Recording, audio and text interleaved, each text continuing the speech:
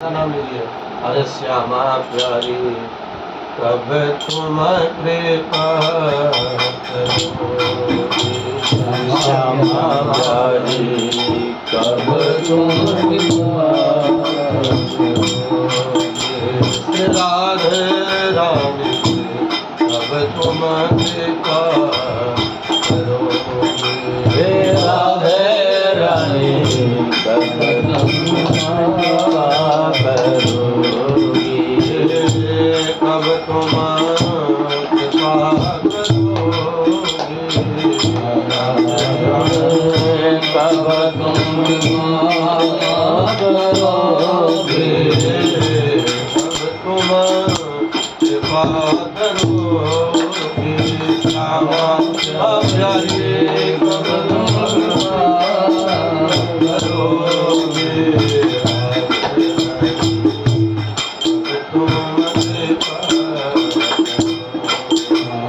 श्यामा प्यारी कब तुम कृपा करोगे,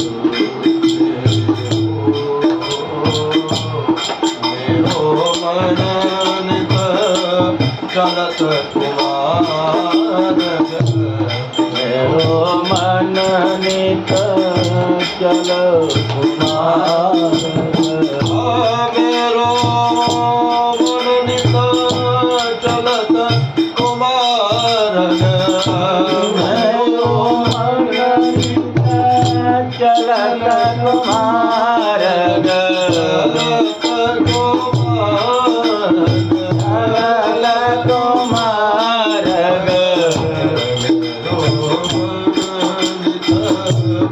चलत कुमार, मेरो मन नित चलत कुमार, कब दुखदा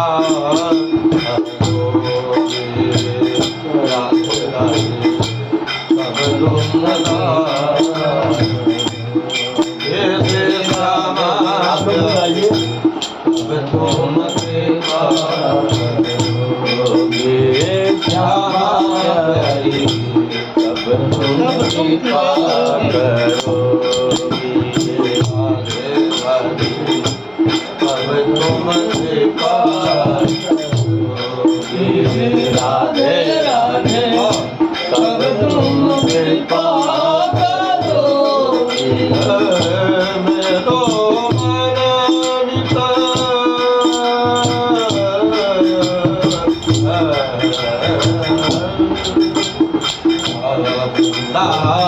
वन के आसरा बनी, वृंदावन के आसरा बनी, वृंदावन की आसरा बनी, वृंदावन के आसरा बनी,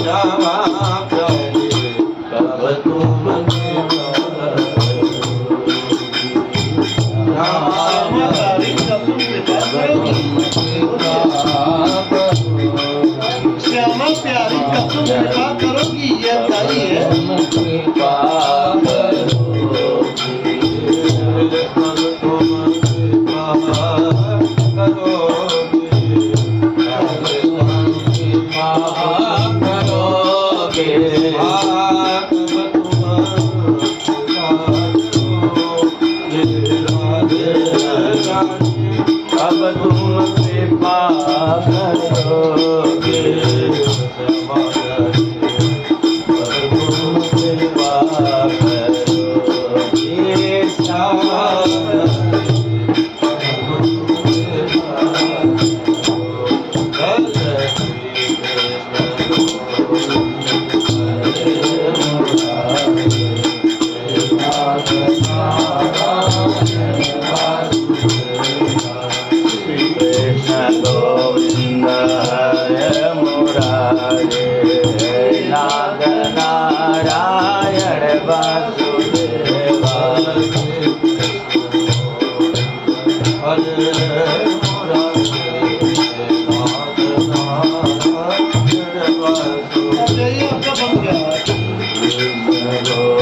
गोविंद हरे मुरारे नाग नारायण वासुदेवा हरे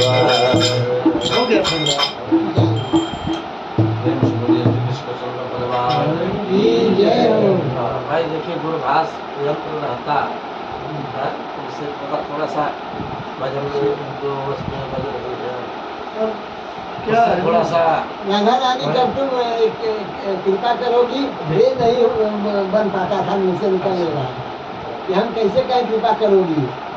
मैंने कृपा बनी हुई है ये इसलिए कृपा तो नहीं कर सबके ऊपर सकते। बनी हुई है, किसके ऊपर कृपा नहीं बनी हुई है। मैं कृपा करिए इस तरह से तो हम कहते हैं। अब जानिए भगवान की कृपा है तभी हम लोग यहाँ हैं, इस मनुष्य का जन्म प्राप्त हुआ और अत्यंत कृपा तो ब्राह्मण कुल में जन्म हुआ उससे अत्यधिक कृपा है।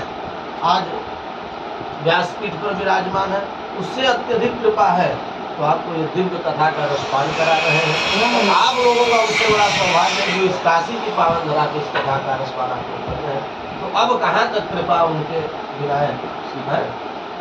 कोई सीमा ही नहीं है कृपा की, बस हम मान जाए कि भाई उन्हें कृपा है।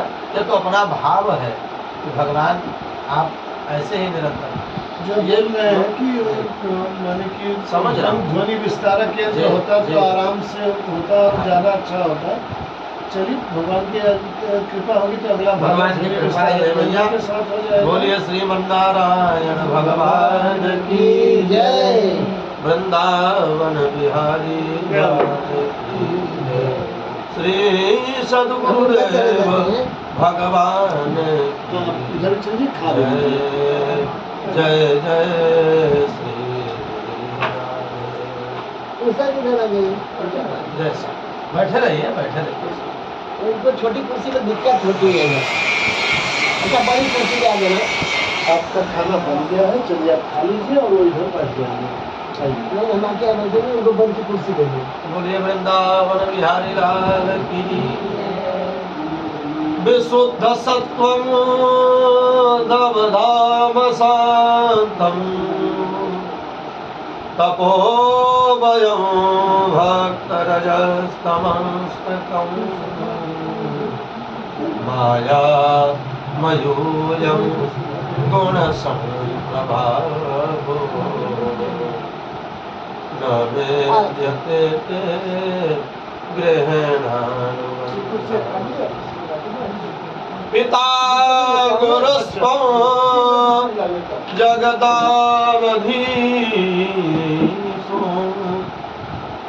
दुरात्यय कालमुपातदण्डः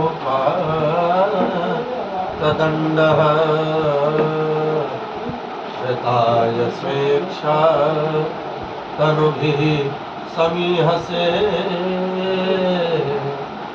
मानं विधुं जगदीश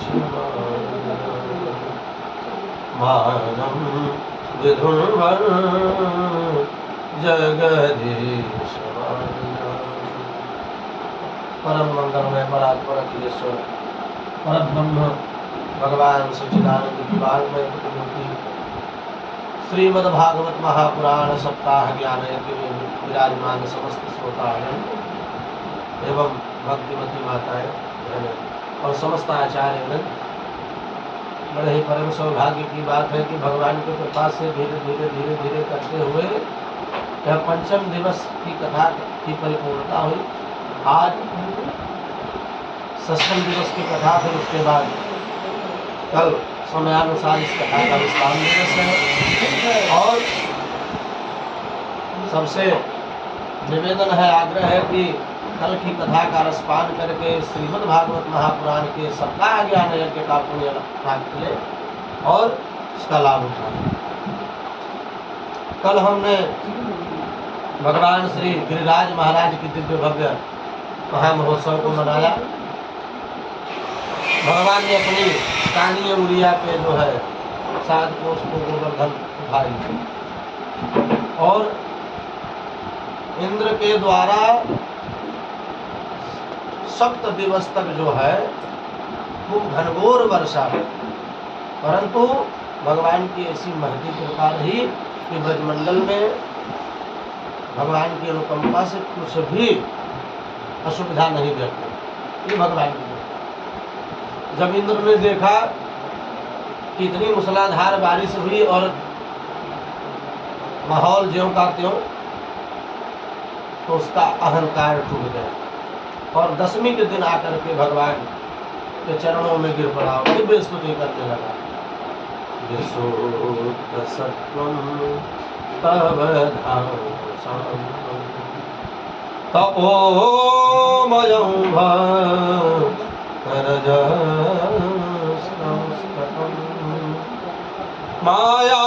मायामयोऽयं गुण संप्रभावो न वेद्यते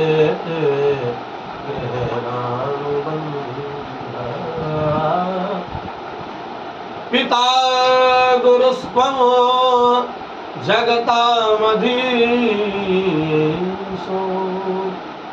दुरात्यज काल उपात्तदंगः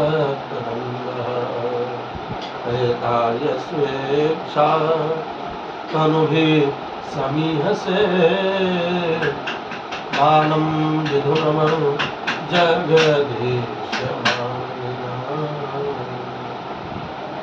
10वीं के दिन आकर के भगवान की दिव्य स्तुति महाराज इंद्र ने किया और भगवान से क्षमा मांगी। हे प्रभु क्षमा करें, आपके द्वारा ही थोड़ा मोड़ा बल पाकर के हम देवताओं के अंदर अहंकार आ जाता है। यह सबसे बड़ी हमारी भूल है। इसलिए मुझे अब ज्ञात हो गया कि आप साक्षात हरिदेश्वर और मायापति भगवान है। इसलिए आपकी माया को ब्रह्मा जी भी नहीं जान पाए। ब्रह्मा जी ने भी आपकी माया से मोहित होकर के कुछ भी जान नहीं पाया आपके विषय में। समस्त वाले समस्त वचनों को चुरा लिया, लेकिन ब्रह्मा जी का भी अहंकार आपने तोड़ा। तो मुझको बहुत ग्लानि हो रही है और मुझे क्षमा करें। अहम इंद्रो हि देवानां त्वां गवाम इंद्रतां गतः गोविंद इति लोके त्वां गास्यन्ति इस प्रकार भगवान के चरणों में गिर करके इंद्र ने स्तुति की। विशुद्ध सत्य, हे प्रभु आप परम विशुद्ध सत्य, और ये जो हमारे अंदर अहंकार था वो सब आप देखो, तो कुछ भी नहीं बचा है इस शरीर में। और भगवान ने कहा, भगवान की यह वाणी है कि भगवान ने अनेक अहंकारियों का जो है मान मर्दन किया, राक्षसों का भी किया और देवताओं का भी। मामैश्वर्य श्रीमदान्धो दंडपाणिं न पश्यति तं भ्रंशयामि संपद्भ्यो यस्य चेक्षामि। जिसके ऊपर भगवान कह रहे हैं कि मैं जिसके ऊपर अनुग्रह करना चाहता हूँ उसी का तो अभिमान तोड़ता हूँ। जिस पर मुझे कृपा करनी होती है मैं उसका अभिमान, पहले उसके अभिमान को बढ़ाता हूँ पुनः तोड़ देता हूँ। भगवान उनकी स्तुति से प्रसन्न हुए और कहा, जाओ देवराज, कल्याण हो तुम्हारा। अभिमान से रहित होकर अपने अधिकार को स्वीकार करो। और सुरभि गाय ने भी दुग्धाभिषेक करके भगवान की सुंदर मधुर स्तुति करी और कहा, प्रभु हम गाय के नाथ हैं आप। क्या नाम है भैया भगवान का? गोपाल। जो गौ पालक है और गौ की सेवा करते हैं। जब भगवान ने गौ की सेवा की तो हम लोग क्यों कतराते हैं? हम लोग भी क्या करते हैं, आजकल गाय को कम और कुत्तों की सेवा ज़्यादा हो रही है। अगर किसी को कह दिया जाए, मैंने प्रश्न रखा सुबह भी कि अगर पुत्रों से अपने कह दिया जाए कि थोड़ा सा गौ सेवा कर लो, गौ चरा के चले आओ, हाँ हम गैया चराए, गैया चरा वाला लगा थे, पढ़ लिख ले। अगर कह दिया जाए कि सुंदर सा पट्टा बना हुआ हो सीकर से, कुत्ता जो है देखने में सुशोभनीय हो और थोड़ा सा उसको तब तो इतने अभिमान से ऐसे करके चलेंगे कि मानो देवताओं को लेकर जाए, राजा जी को लेकर जा रहे हैं सेवा करते। तो इसलिए हम स्वयं पीछे जा रहे हैं, कारण यही है। गावो विश्वस्य मातरः, गाव गौ माता सारे विश्व की जननी, और उनके अंदर ये प्रभाव होता है कि जो गौ सेवा करता है उसके अंदर कोई रोग ही नहीं हो। ये गौ सेवा का, अगर कहीं रोग होता भी है तो गौ माता उतने ही उस ही दिव्य औषधि का पान करके कि जिससे कि मेरा दूध निकले और उससे वह मेरा जो रक्षक है, सेवादार है, मेरे दूध से उसका कल्याण, ऐसी औषधि देती है गौ माता। हे प्रभु आप गौ पालक हैं, तो अहम इंद्रो हि देवानाम त्वां गवाम इंद्रतां गतः। इंद्र क्षमा याचना करते हुए दशमी को इंद्र गए और दूसरे दिन एकादशी आई। एकादश्याम निराहार समभर्च्य जनार्दनम स्नातुं नंदस्तु कालिन्द्या द्वादश्याम जलमामुषत। कहते हैं कि एकादश्याम निराहार, अगर कोई भी प्राणी जन, वैष्णव जन, संत जन कोई व्रत नहीं कर रहे हैं, भगवान बताते हैं कि एकादश्याम निराहार है। वैष्णवों को, ब्राह्मणों को, संतों को और समस्त सनातन धर्मियों का अधिकार होता है कि वह एकादशी का व्रत अवश्य है। अरे भैया 30 दिन तो खा ही रहे हैं, 2 दिन नहीं खाएंगे तो क्या हो गया, चले तो जाएंगे नहीं। इसलिए कहते हैं एकादश्याम निराहार। वैसे तो इसको, इस एकादशी के व्रत को निराहार रहना चाहिए, अर्थात बिना आहार। अब भैया कहते हैं कोई निराहार नहीं रह पाएगा तो कम से कम जलाहार रहे, इतना छूट दिया भगवान। अब जल पी करके भी नहीं अगर तृप्ति होती है तो फिर भगवान ने कहा फलाहार रहो। अच्छा ठीक है, चलिए भाई फलाहार रह के भी अगर नहीं तृप्ति, फलाहार अर्थात फल को ग्रहण करना है, ये नहीं कि खूब आइटम चाप के खा लेना और फिर सो जाना। फलाहार के लिए निवेदन किया। अच्छा ठीक है, चलो फिर फलाहार पे भी शरीर नहीं मान रहा तो खूब चकाचक आहार ही ले लो, व्रत मत लो। भाई उतने से भी संतुष्टि नहीं है तो फिर आहार ले लीजिए। यहाँ तो व्रत, आजकल व्रत की समस्या ये हो गई है कि व्रत रह करके भी खूब चकाचक पेट भर तान के खाना और कहाँ जाना परवाह नहीं है। खूब चकाचक खाइए। एक व्रत रहेंगे तो अच्छा चलिए भाई व्रत है घर में तो हम लोग भी हो जाए साथ में, सब देखी देखा भी व्रत रहेंगे। चलिए भाई आज नवरात्रि शुरू हो गई, व्रत है आज। अच्छा मम्मी पापा व्रत है तो बच्चे भी व्रत हो गए, मम्मी पापा आइटम कहीं हम रखा तो हम भी खाएंगे। तो व्रत में आइटम चल रहा है, कोई निराहार या जलाहार नहीं रह रहा, सब आहारों पे आहार ले रहे। इसलिए एकादशी के दिन नंद बाबा निराहार रहते हैं। भगवान श्रीहरि की विशेष पूजा करते हैं। सहस्त्र तुलसी दलम अनेकानि। भगवान कहते हैं कि अगर भक्त के पास कुछ भी नहीं है तो वह मेरी अर्चना भाव से भी कर सकता है। कैसे? पत्रम पुष्पम फलम तोयम यो मे भक्त्यापेक्षति। जो भी उसके पास है, भाई कुछ नहीं है तो पत्र तो मिल ही जाएगा, उसमें कोई पैसा लगने वाला नहीं है। पुष्प भी आपको मिल जाए, उसमें भी पैसा लगेगा। आजकल समस्या यह है कि नवरात्रि चालू नहीं हुआ कि 3 बजे भोर से वे माताएं फूल तोड़ना प्रारंभ कर देंगी। बेचारे जो व्यक्ति ने उस पुष्प को लगाया है सवेरा आंख मिचते हुए उठेगा और फूल नहीं पाएगा तो मन से नवरात्र के शुरुआती दिन में बकने लगेगा, खूब शराब दिएगा, ये चुरा लेगा हमारा फूल।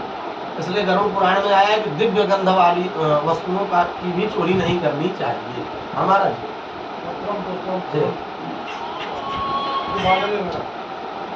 इसलिए भगवान ने कहा कि हमको कुछ भी आप चढ़ा दीजिए लेकिन उसमें आपका भाव होना चाहिए। श्रद्धया धार्यते, किसको धारण करके करना चाहिए? श्रद्धा धारण करके करना चाहिए।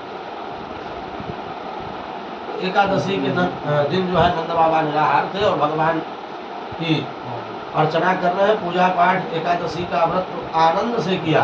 परंतु रात के 12 बजे जो है नंद बाबा को भ्रम हो गया कि ब्रह्म बेला हो गई है। 12 बजे उनको भ्रम हो गया कि ब्रह्म मुहूर्त आ गया, तो उन्होंने जो है अर्धरात्रि में जल में स्नान करने के लिए नंद बाबा जो है चल पड़े। और नंद बाबा जैसे ही उस जल में प्रवेश किए तुरंत वरुण देव ने उनको हरण कर लिया। और इधर जो है 1-2 ग्वाल वालों को पता चला तो तुरंत जाकर कन्हैया से कहा और क्या कहते हैं कि अरे अरे कन्हैया तेरे बाबा यमुना जी में डूब गए। सुनते ही भगवान दौड़े भागे, यमुना जी में मार डुबकी कूद पड़े। और पुनः जैसे ही यमुना जी के रास्ते वरुण लोक में पहुंचे तो देखा नंद बाबा वहां बंधे पड़े हैं। और प्रभु को आते हुए देख करके स्वयं अपना सिंहासन छोड़कर वरुण देव आइए महाराज, बड़ा सौभाग्य आज आ पाए हैं। जो स्वागत किया तो अद्य में निर्भितो देवार्धो दिगता प्रभु तदपाद भजो भगवान बापू पारमध्वनः। अहो अद्य में निर्भितो, बड़ा अहो भाग्य है हमारा। वरुण देव कह रहे हैं जो आप पधारे, भगवान पधार जाए किसी घर तो बहुत प्रसन्न ही हो जाएगा। तुरंत वरुण देव प्रसन्न हो गए और मेरा जीवन आपके पाद पद्मों से जो है परिवेष्टित हो गया, धन्य हो गया जो आप यहाँ पधारे। तो अचानक आपका प्रभु कैसे आना होगा? तो वरुण देव ने जैसे ऐसा प्रश्न किया, भगवान बोले हमारी महिमा गा रहे हो, बोलो हमारी ही महिमा को गा रहे हो और हमारे ही पिताजी को बंधक बनाए पड़े हुए। ज्यों ऐसा वरुण देव ने सुना तो वो तो आश्चर्य से बोल रहे, अच्छा ये आपके पिताजी हैं? वरुण बेचारे घबरा गए, कैसा अनर्थ हो गया। माफी मांगने लगे, क्षमा याचना करने लगे, कहने लगे कि प्रभु क्षमा करें, इस मूर्ख से अनजाने में यह गलती हो गई इसलिए माफ करें। प्रभु मैं ऐसा नहीं जानता। अजानता मूढ़ेन आनितोऽयं तव पिता तदभवान् क्षन्तुमर्हसि। हे प्रभु हम तो अनजाने में यह अपराध कर बैठे, इसलिए मुझे आनितोऽयं आपके पिता को न जान करके जो है बंधक बना लिया, इसलिए क्षमा करें। ऐसा इसलिए हुआ कि इन्होंने अर्धरात्रि में स्नान किया यमुना जी में, इसलिए उस समय स्नान की वेला नहीं होती, इसलिए कहते हैं कि अर्धरात्रि में स्नान करना नहीं चाहिए। कितने बजे भाई?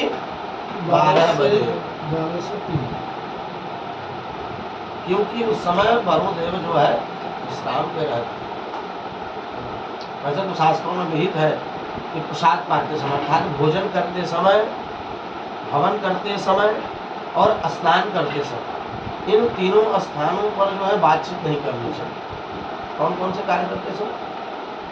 भोजन करते समय, ये शास्त्रोक्त प्रमाण, और स्नान करते समय, हवन करते समय।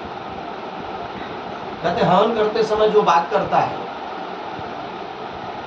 हवन करते समय जो बातें करता है वह स्त्री विहीन हो जाता है। स्त्री अर्थात लक्ष्मी विहीन। दूसरा बताते हैं जो भोजन करते समय बातें करता है आपस में, उससे अन्नपूर्णा असंतुष्ट हो जाती है।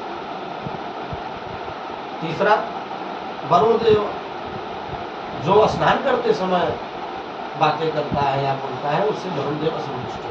इसलिए तीनों की कृपा बनी रहे इन तीनों स्थानों पर नहीं बोलना चाहिए। और कहते हैं कि कहीं भी भगवान की कथा हो रही हो, भगवान की चर्चा गाई जा रही हो, उसे प्रेम और विह्वल होकर भाव से श्रवण करना चाहिए, उसमें तर्क कुतर्क इत्यादि नहीं करना चाहिए। यही बता। और इस प्रकार वरुणदेव ने भगवान से क्षमा मांगी।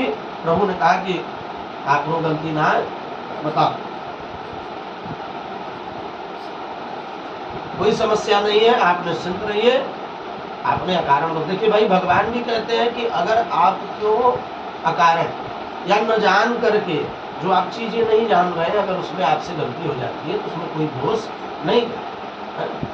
लेकिन उसी पाप को या उसी कष्ट को आप जान करके करते हैं, जानते हैं कि ये चीजें गलत है, किसी को असंतुष्ट करना गलत है, किसी को गाली गलौज देना गलत है, किसी को अप्रिय वाणी बोलना गलत है, और किसी अतिथि की सेवा न करना गलत है, ये सब जानते हैं। चोरी करना गलत है, अब शब्द हम न प्रयोग, अब शब्द बोलना गलत है। तो जो हम चीजें जान रहे हैं ये चीजें गलत हैं, तो उसे जानबूझकर अगर हम करेंगे तो क्या होगा भैया, उसका पुण्य और फल हमको तो प्राप्त करना ही होगा ना। इसलिए जानबूझ कर कहते हैं कथा में, जो हम जिस समय हम कथा सुन रहे होते हैं उस समय जो हमारी स्मृति बनी होती है, जैसे कथा के समय हमारे अंदर बहुत भाव आएगा, सही बात है, और जो गुरु जी बता रहे हैं अच्छी बात है, इसका पालन करना चाहिए। लेकिन जैसे ही कथा से उठते हैं क्या होता है, सब बातें भूल जाते हैं, घर जाते ही सब माया रूपी जाल जो होता है वह तुरंत जकड़ लेते। दूसरा बताते हैं कि जो ज्ञान की स्मृति हमें घाटों पर प्राप्त होती है, जैसे हम किसी का सौदा करने गए और उस समय जो हमारी स्मृति बनी रहती है, संसार में कुछ नहीं है, सबको यही आना है, एक दिन सबका घर यही है, तो ये स्मृतियां बनी होती है। परंतु वही स्मृति जैसे ही वहां से हम गए, परित्याग किया, जहाँ पहुंचे मिष्ठान की दुकान पर, सब भूल गया, खूब चकाचक पहले पाई, फिर देखा जाए। इसलिए अच्छी चीजों का अपने जीवन में व्यक्ति को कहते हैं भगवान सुखदेव जी परीक्षित, जो भी अच्छी चीजें हैं उसे जीव को धारण करना चाहिए। चित्तम सुखेन भवता हृदयं गृहेषु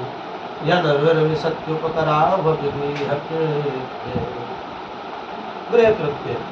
मानव जो सांसारिक है, यह गृह कारज नाना जंजट, ये इतने व्यथित हो गए हैं, इतने व्यथित हो रहे हैं कि उन्हें ज्ञात ही नहीं है कि हमारा मूल रूप से उद्देश्य क्या है।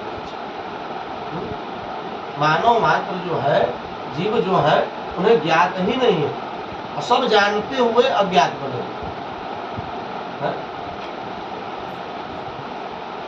जानकारी है तो उस पर तत्परता होनी चाहिए और अनुसरणता होनी चाहिए, और भगवान की शरणागति ग्रहण करनी चाहिए। भगवान जब वृंदावन में इन बाल बालों के साथ गौचारण करते हैं, इतनी मधुर बंसी बजाते हैं, उनकी बंसी की तान सुनकर के जितने भी आसपास के जीव जंतु, और जब उनकी तान गोपियां श्रवण करती हैं तो किंते प्रथम क्षितिकपोवत हे शवांघ्रि स्पृशो सवोतुर पितांगुरैर्विभासु अप्यंघ्रि संभव उरुक्रमव विक्रमाध्वा आभो वराह वपुसः परिरंभणे। अर्थात भगवान जब भी अपनी बंसी की तान छेड़ते हैं, गोपियां जो घर में विराजमान होती है, वह विरह के कारण जो है, जैसे एक प्रेमी और प्रेमी का विरह होता है, व्यक्ति जहाँ भी आसक्त होता है और वहीं पर इच्छा रखता है कि हम उसी में समा जाए। व्यक्ति क्या करता है, इस वैष्णवी माया जो भगवान की माया है, तो माया कौन भैया बताते हैं कि ये स्त्रियां भगवान की माया रूपी है।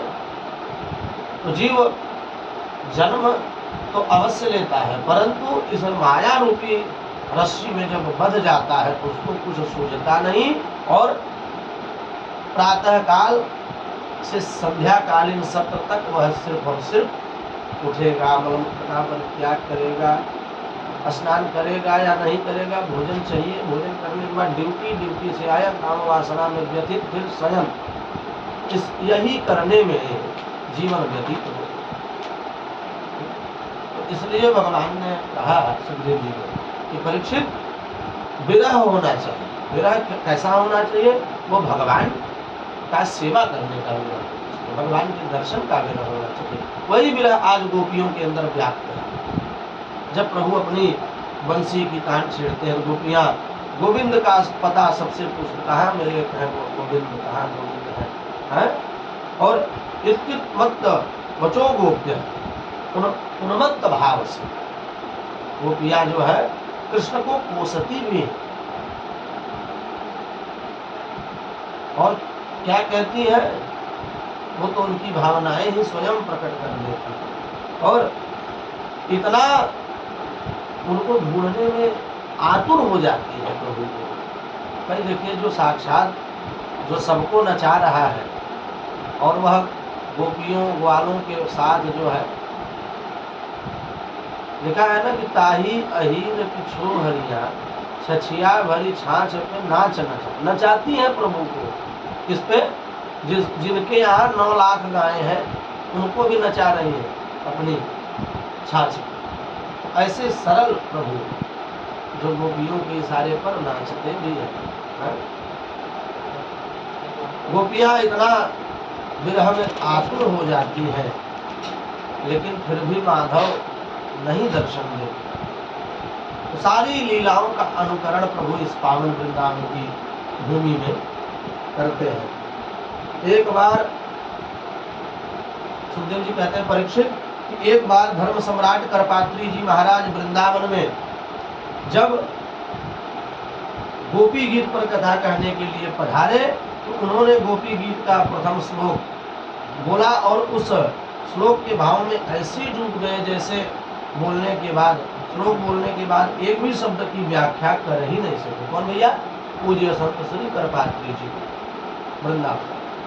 और ऐसा प्रेम उमड़ा कि एक श्लोक कहकर ही कथा का विश्राम कर दिया, और उस दिन कथा ही नहीं हो सकी। तो सुखदेव जी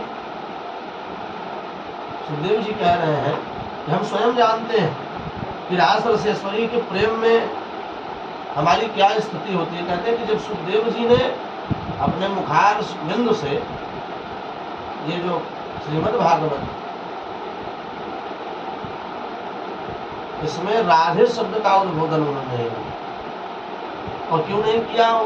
वो इसलिए नहीं किया कि उनको राधा शब्द जब भी निकल जाता था मुंह से, तो बहुत दीर्घ काल तक जो है समाधि लग जाती थी।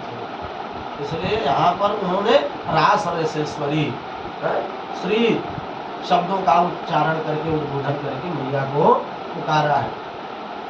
और श्रीमद् भागवत के भवन में ये जो राधा तत्व है, ये श्री सुखदेव जी महाराज ने अपने शब्दों की तिजोरी में क्या किया? इसको छुपा कर, राधा शब्द का उच्चारण कहीं भी नहीं। इसको जैसे तिजोरी में हम लोग पैसा रुपया बंद करते हैं, उसी प्रकार इस शब्द का जो है उन्होंने उद्बोधन नहीं किया और श्री शब्द का उच्चारण किया। क्योंकि सुखदेव भगवान भगवत कथा के रसिक है, गायक, और जब उनको समाधि लग जाती तो परीक्षित को 7 दिन तक कथा कैसे सुनाते हैं? इसलिए परीक्षित को कथा भी श्रवण करानी थी, इसलिए उन्होंने राधा शब्द का उच्चारण कहीं नहीं किया। गोपियां भगवान की मधुर गान को सुन करके अन्वेषण करती, जो गोपियां आ रही थी, उन्होंने जब किशोरी जी की अवस्था देखी, श्री राधे रानी, पहला विवाह भगवान का श्री राधा रानी जी के साथ ही हुआ। और वह विवाह किसने कराया था भैया? ये श्रीमद् भागवत का उल्लेख। 8 वर्ष की अवस्था में ब्रह्मा जी ने प्रभु का शुभ पाणी ग्रहण संस्कार, उस समय बाल्यावस्था। बोलिए दीनबंधु भगवान की जय। तो यमुना तट पर विचरण करते करते जैसे ही गोपियां पधारी, उस ब्रज गोपी की व्यथा को देखकर सब गोपियां उसके विरह में उसका साथ देती हुई सभी गोपियां विरह में व्याकुल हो गई और अपने माधव गोविंद का स्मरण करने लगी और गोपी गीत के माध्यम से उन्होंने प्रभु को पुकारा। आइए हम भी 2 पल भगवान को पुकारते हैं। प्रेम से बोलिए भक्त वत्सल भगवान की। गोपियां अपने शब्दों में कहती हैं, जयति तेधिकं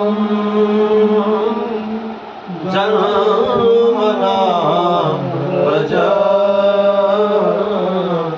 श्रयत इंद्रिया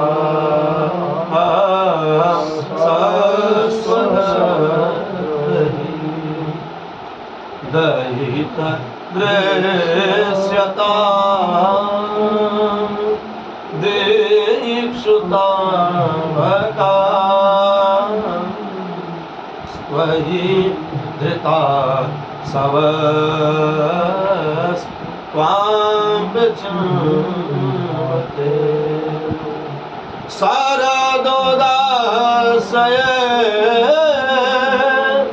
साधुजातस सरसिजो दरा श्रेमुषा सुरत नाथ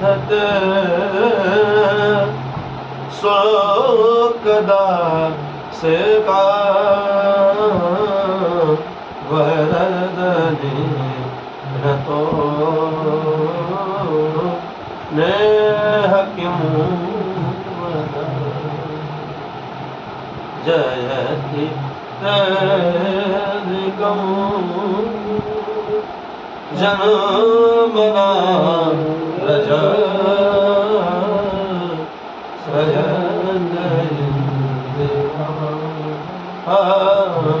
सहस्वत।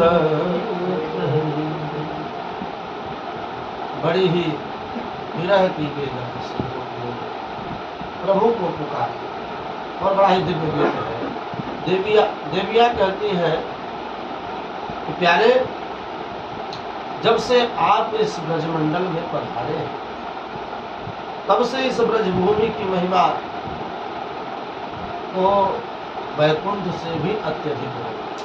जो सुख वैकुंठ में नहीं है वह सुख यहाँ प्राप्त है आपके दर्शन में।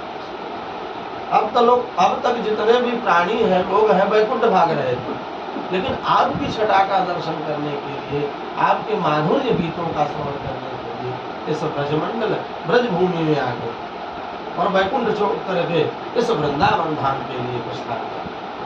बड़ा ही दिव्य नगर है, क्योंकि वैकुंठ में कोई पहले तो पहुंच नहीं सकता और पहुंचेगा तो आपसे वार्ता नहीं कर सकता, आपके आशीर्वाद को प्राप्त नहीं कर सकता।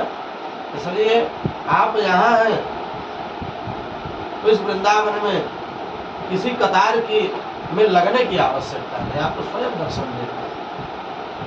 और सखियां आपस में कहती हैं, दयित दृश्यता,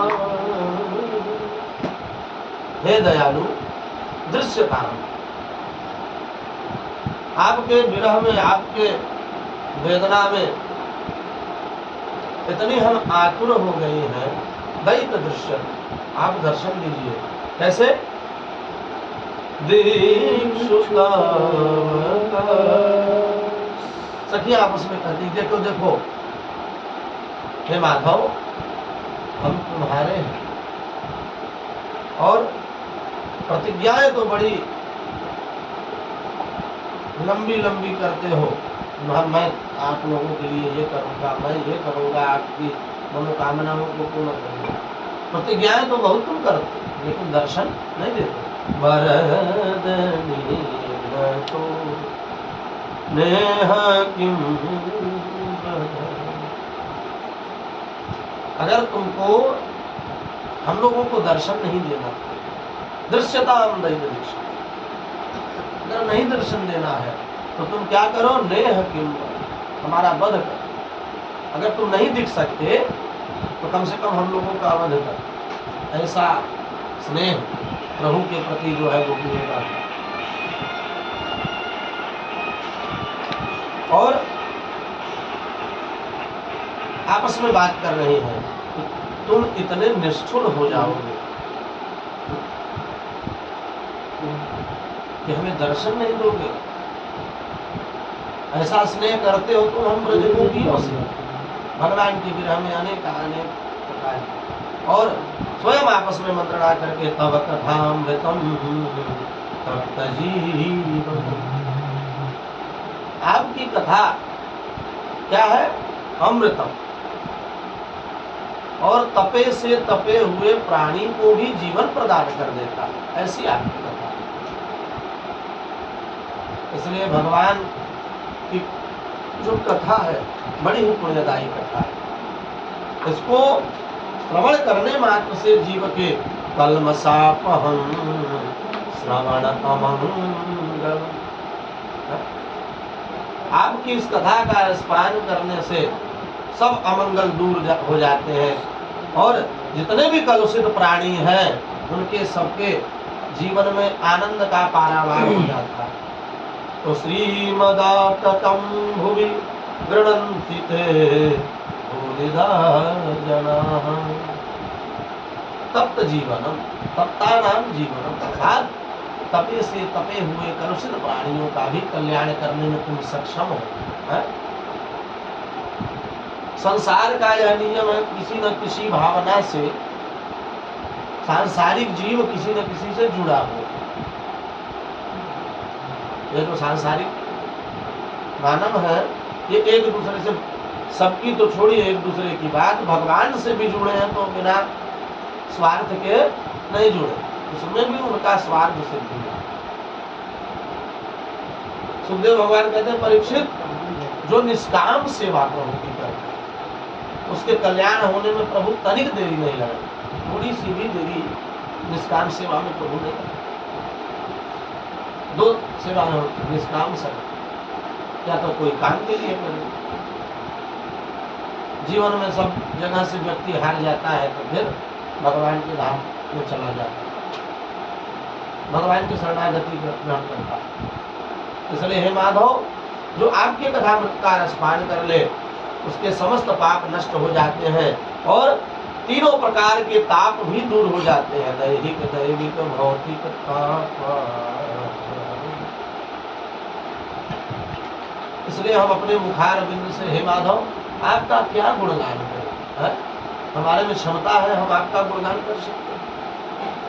हरि अनंत हरि कथा अनंत कहीं सुनाई पाऊ विधि सब संता। हरि अनंत हरि कथा अनंत कहीं सुनाई पाऊ विधि सब संता। यही सर आवत अति कठिनाई राम कृपा बिनु आई न जाए।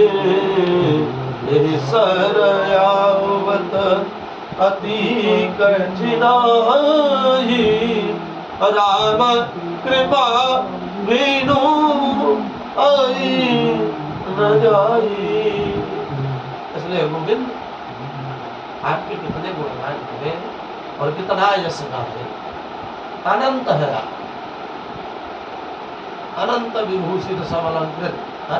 कल की कथा में इनका नाम इतना लंबा चौड़ा है, तो जब ऐसे विभूषित हमारे परम प्रभु परमात्मा और इनकी कथा अनंत है, इनके नाम अनेक अनूपा, गर्गाचार्य महाराज ने कहा, एक दो नाम नहीं, गोपाल सहस्त्र नाम, विष्णु सहस्त्र नाम, ये सब इनके ही नाम है, ढूंढिए। इस प्रकार अनेक रूप धारण करके हे प्रभु आप सबके मनोरथ को पूर्ण करते हैं। और पीताम्बरा अलंकृतम, और किससे अलंकृत है आप?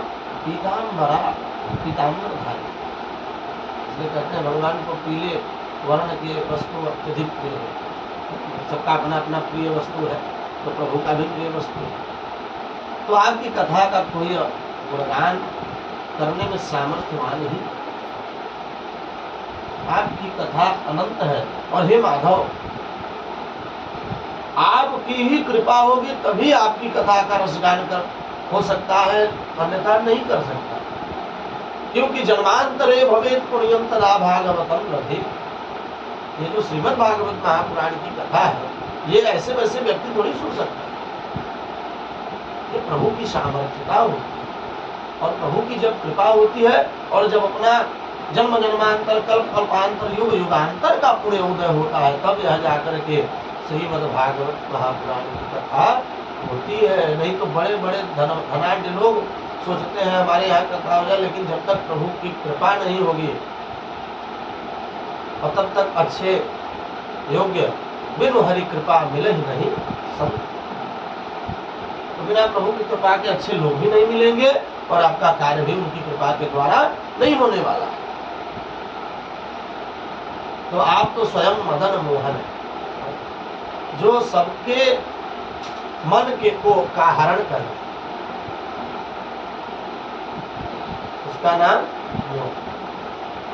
तो आप तो सबके मन को हरण करने वाले हैं। और जो एक बार आपके दर्शन कर ले, जैसे कैमरा फोटो खींचता है तो स्थिर कर लेता है उसी कैमरे में अपने को, उसी प्रकार हे माधव आपने तो हमको इस तरह स्थिर कर लिया है अपने नयनों में कि कोई सीमा ही नहीं है उसका। हम हैं कि नहीं है पता ही नहीं है। हम तो लगता है कि है ही नहीं, हम आपके हो गए।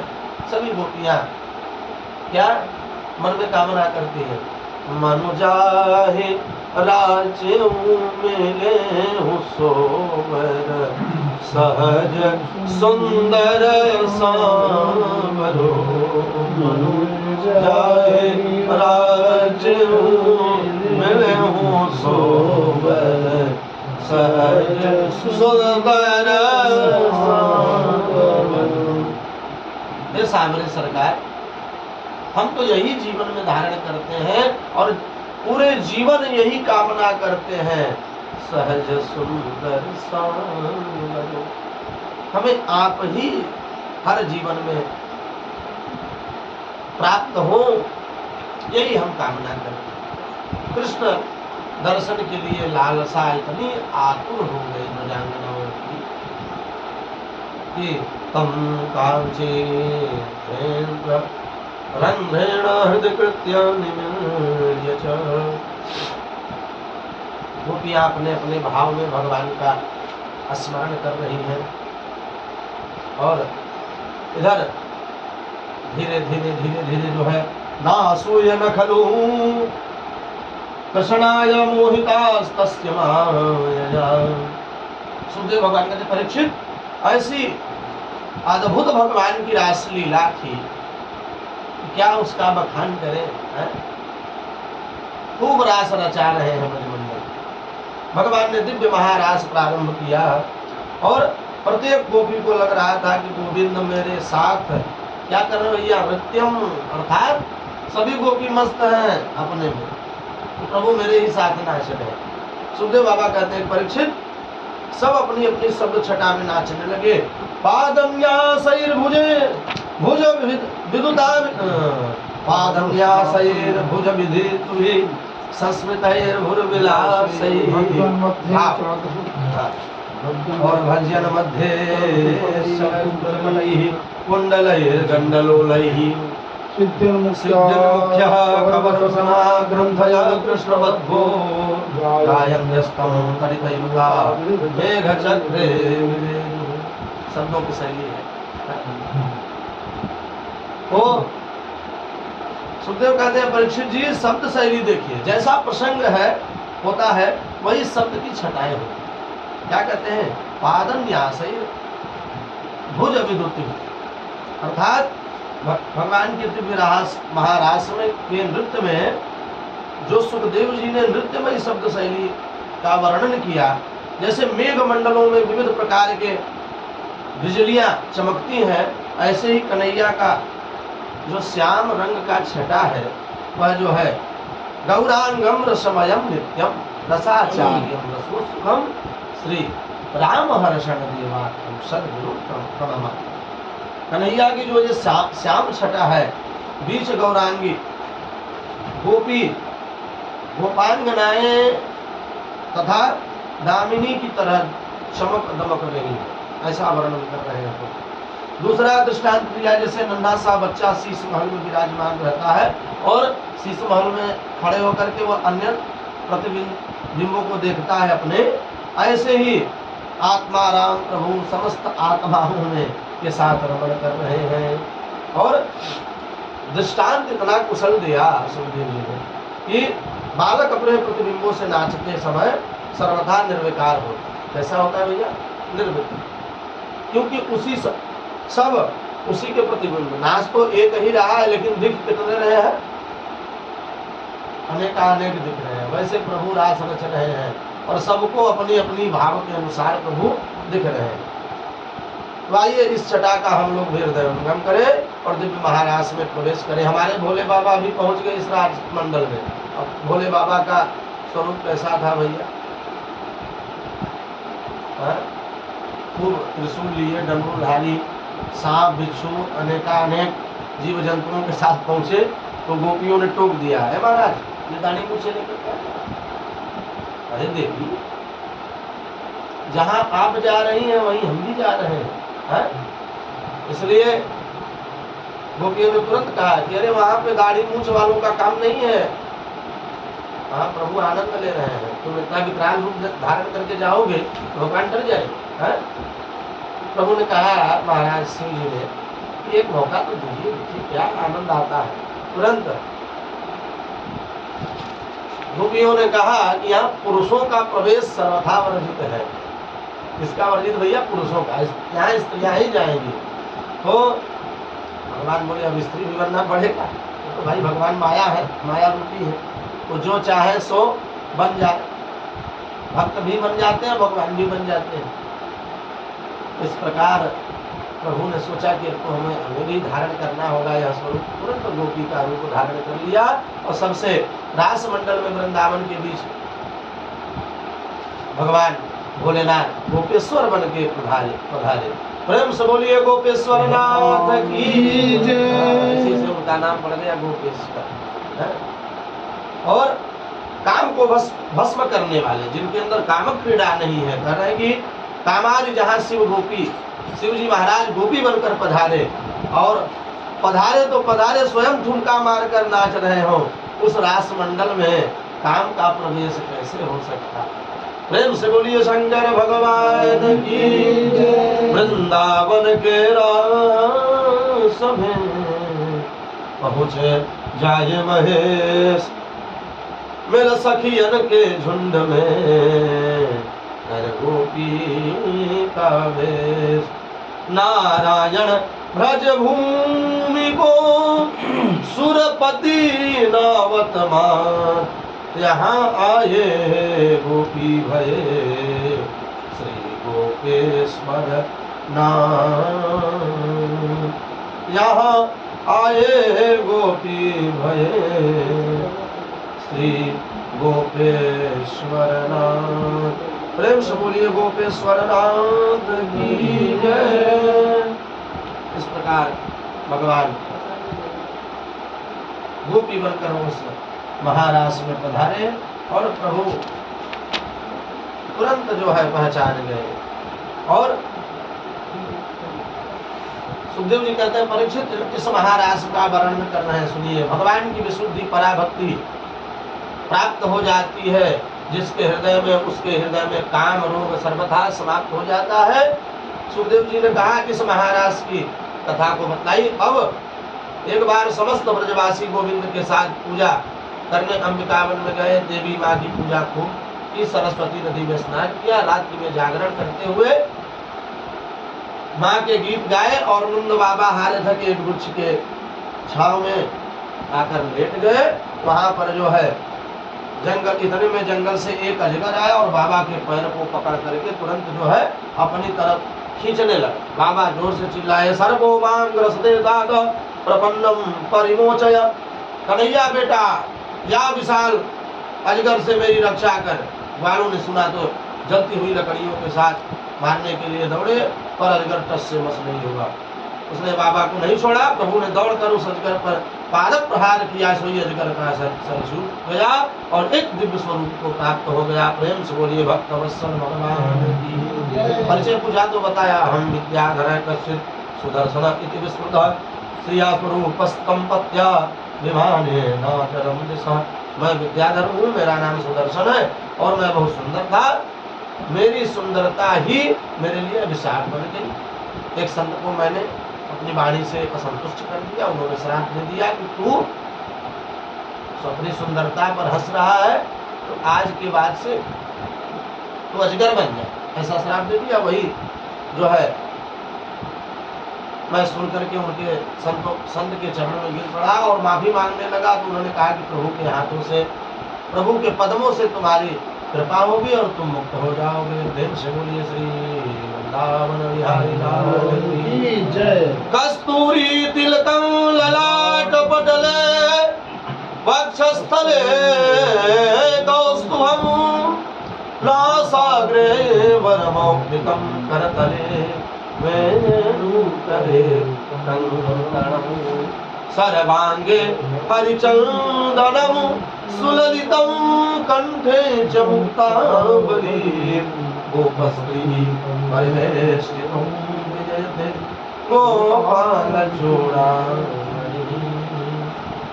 इसलिए प्रभु ऐसे हैं जिनके स्पर्श मात्र से समस्त अशुभ अमंगल कार्य समाप्त हो जाते हैं। और कन्हैया के ललाट पर कस्तूरी तिलकम ललाट पटले, क्या दिव्य आभा की तरह चमकती है। बहुत ही दर्शनीय एवं अति शोभनीय लगती है। संसार में जितने भी दृश्य हैं, जो भी देखने योग्य है, लोग दूर दूर तक भाग भाग कर दर्शन करने के लिए आते हैं। कोई भी चीज है और किसी भी विषय वस्तु के बारे में हमको पता चल जाए तो हम तो आतुर हो जाते हैं कि वह बड़ा अच्छा स्थान है। भैया चलिए, विश्वनाथ जी का मंदिर बड़ा सुंदर है, बड़ा बढ़िया बनवा दिया मोदी जी ने, तो थोड़ा एक आध बार दर्शन अभी नहीं हुआ है तो चलो कर ले। क्यों दादाजी, सही कह रहे हैं ना? जाएंगे ना विश्वनाथ जी? जाएंगे कि नहीं? जाइएगा जरूर। तो एक लालसा होती है प्रतिष्ठित स्थान को के दर्शन। तो ऐसे ही प्रतिष्ठित हमारे श्री हरि है। और ये जो इनकी बंसी की तान है, ये सबको घायल कर देती है। भगवान की जो वाणी से निकला हुआ ये तान है, इसमें सब तो सब शिव स्वयं विष्णु स्वयं अर्थात स्वयं जो भगवान है वह भी मोहित हो जाते हैं इस तान में। बहुत दिव्य तान, वेणु वाद्य उद्धान जो शिक्षा, अर्थात ये वेणु वाद्य जब करते हैं प्रभु तो सभी मूर्तियाँ मस्त हो जाती हैं। निषादमश्रीमादत्त वसुदेव जिघांसया निवारितो नारदेन तत्सुतौ मृत्युमात्मनः। नारद जी महाराज ने देखा, सुखदेव जी कहते परीक्षित, नारद जी ने देखा कि अब दिव्य घड़ी आ गई है। किसका भैया? मामा जी के वध का है। तो धीरे धीरे समय बीतता गया और उसी वक्त जो है निषादमसिमादत्त वसुदेव जिघांसया, उसी वक्त जो है एक दिन जो है सुखदेव जी कहते हैं परीक्षित, एक दिन कंस का भेजा हुआ अरिष्टासुर नाम का दैत्य बैल बनकर आया और भगवान को मारने के लिए दौड़ा। भगवान ने सिंह पकड़ कर यूं चक्कर घुमा करके फेंका कि अरिष्टासुर जो है तुरंत गोविंदाय नमो नमः। प्रेम से बोलिए अरिष्टासुर मर्दन भगवान की जय। सोई अरिष्टासुर का उद्धार हुआ। तभी देवर्षि नारद जी महाराज कंस के धाम में पहुंचे।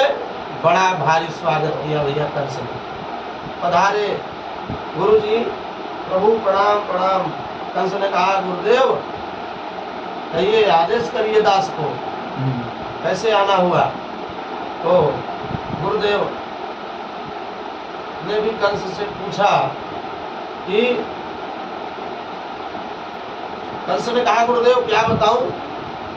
कंस ने पहले प्रश्न किया, गुरुदेव ने नहीं पूछा। तुरंत जैसे कामी पुरुष होता है ना, तो किसी को किसी से काम रहता है तो पहले जो पहुंच करके वहां अपने ही शब्दों को रखते। तुरंत नारद जी महाराज जैसे आए, कंस ने कहा गुरुदेव क्या बताऊं, बड़े बड़े असुरों को मैंने ब्रज में भेजा, लेकिन वह जो है नंद को लाला खूब जो है सबका कल्याण कर रहा है, सबको परास्त करके सबको मार करके भेज दे रहा है। तो जैसे ही नारद जी ने सुना कि कंस कह रहा है कि नंद का लाला है, तो अब प्रभु को तो नारद जी महाराज को क्या करना था, उसका भी उद्धार करवाना था। इसलिए उन्होंने कहा कि अरे महाराज, जिसको आप जो है कंस का नंद का लाला समझ रहे हो, वो नंद का लाला नहीं है, वो देवकी का ही लाल है। और जो सुना,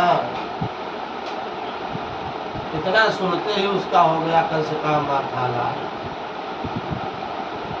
और तुरंत जो है वसुदेव को मारने के लिए उद्यत हुआ। तुरंत सैनिकों को आदेश किया। नारद जी ने समझाया कि बात में क्या बिगड़ सकती है। तो नारद जी ने कहा कि सुनो, तुम्हारा दुश्मन, तुम्हारा बैरी वसुदेव नहीं है, अपितु वासुदेव है। तो वसुदेव को तुम मार कर कुछ नहीं कर पाओगे। इसलिए जब जान जाए कि भैया रोगी से ही खतरा है, तो रोगी को ठिकाने लगाना चाहिए है? इसलिए वसुदेव नहीं वासुदेव को ठिकाने लगा। नारद जी तो सब जानते ही थे। तुरंत नारद जी ने समझाया।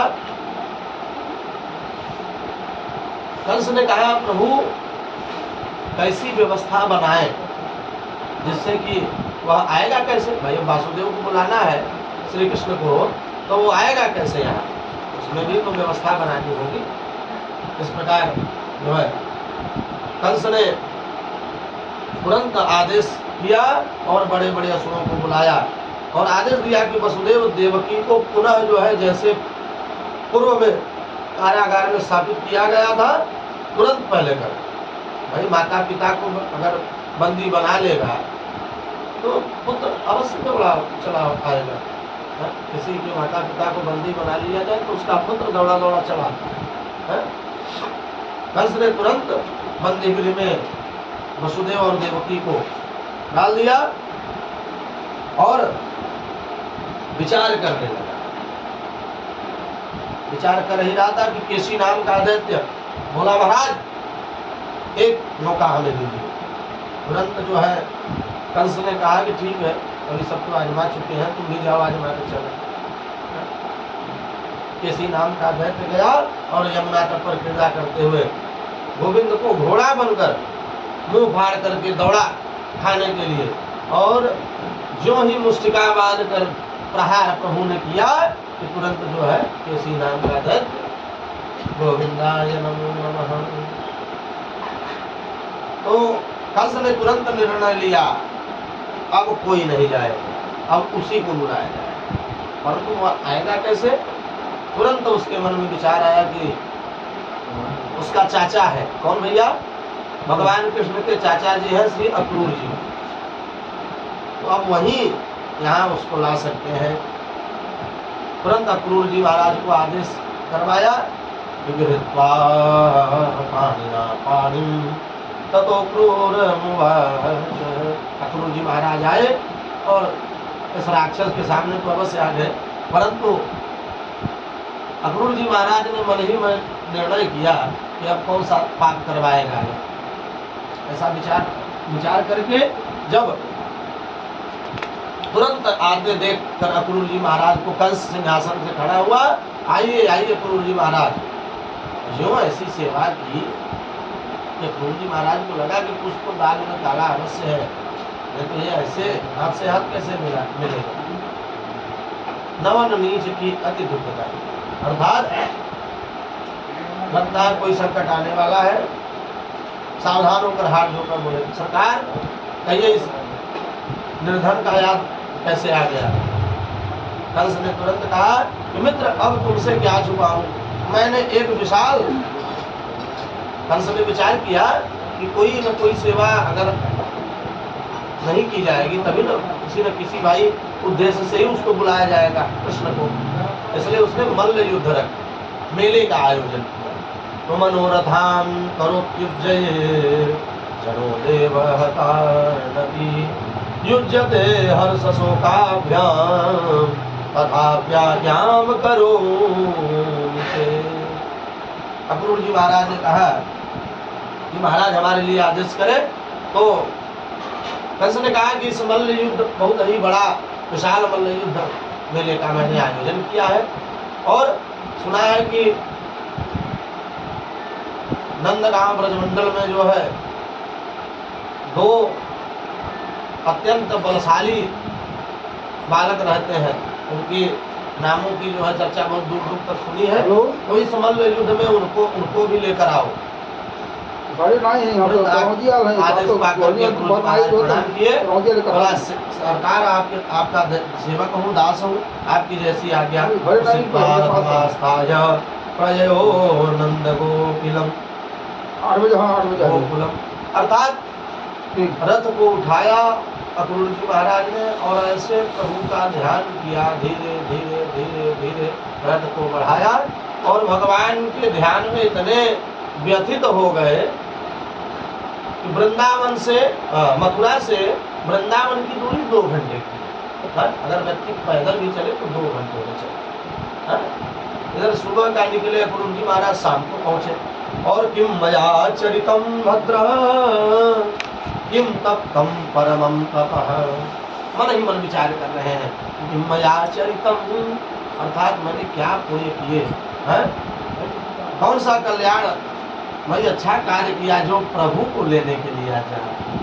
इस पापी का तो अंत आ ही गया है, तो इसी बहाने मेरा भी कल्याण हो जाएगा और मैं भी बड़ा सौभाग्यशाली हूँ जो प्रभु को लेने के लिए जाए। और धीरे धीरे शाम को पहुँचे और द्रक्ष्यामि नूनं सुखपूर्णनासिकं स्मितावलोका वरुण स्मितावलोका वरुणकञ्जलोचनं मुखं मुकुन्दस्य गुडालकावृतं प्रदक्षिणं मे प्रचरन्ति वै मृगाः। सुखदेव भगवान कहते परीक्षित, भगवान नाम की जब समाधि लग जाती है जीव को अपने भी शरीर की व्यवस्था नहीं पता चलती, तो अपने आप को भी भूल जाता है। इसलिए अक्रूर जी महाराज रथेन गोकुल प्राप्त सूर्याश्चात अर्थात सायंकालीन सत्र हो गया तब जाकर के पहुंचते पहुंचते बताते हैं कि मथुरा से वृंदावन कोई पैदल भी जावे तो 2 घंटे से ज्यादा देर ना लगे, लेकिन यहाँ तो सुबह का निकले शाम हो गया। और ददर्श कृष्णं रामं च ब्रजे गोदोहनं गतौ पीतनीलांबरधरौ शरदम्बु रुहे क्षणं। तुरंत वृंदावन की पावन भूमि में अक्रूर जी महाराज पधारे और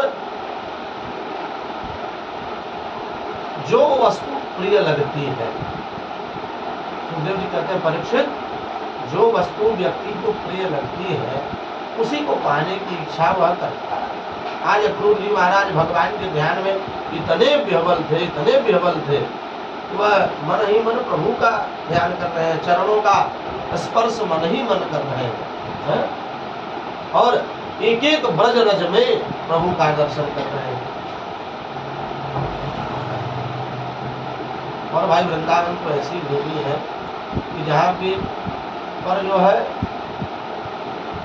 सकलों की जंतु, वृंदावन की पावन भूमि में जितने जीव जंतु है वो भी भगवान के ही स्वरूप है। यत्र प्रविष्टो सकलों की जंतु